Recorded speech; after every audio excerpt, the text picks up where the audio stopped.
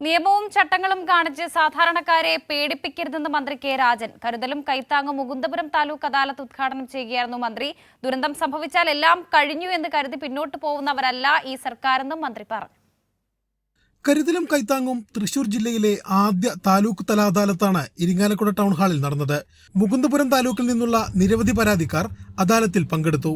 117 പരാതികൾ ഓൺലൈനായി മാത്രം ലഭിച്ചു.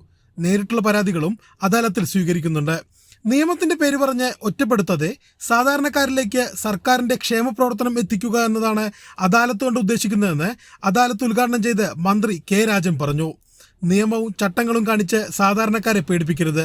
ദുരന്തം സംഭവിച്ചാൽ എല്ലാം കഴിഞ്ഞെന്ന് കരുതി പിന്നോട്ട് പോകുന്നതല്ല ഈ സർക്കാരിന്റെ രീതിയെന്നും മന്ത്രി കൂട്ടിച്ചേർത്തു.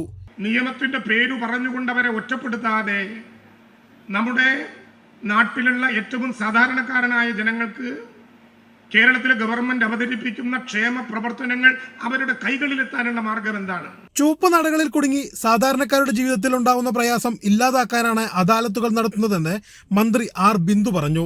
MLA-മാരായ കെ രാമചന്ദ്രൻ, VR സുനിൽകുമാർ എന്നിവരും അദാലത്തിന് നേതൃത്വം നൽകി. കൈരളി ന്യൂസ്, തൃശൂർ.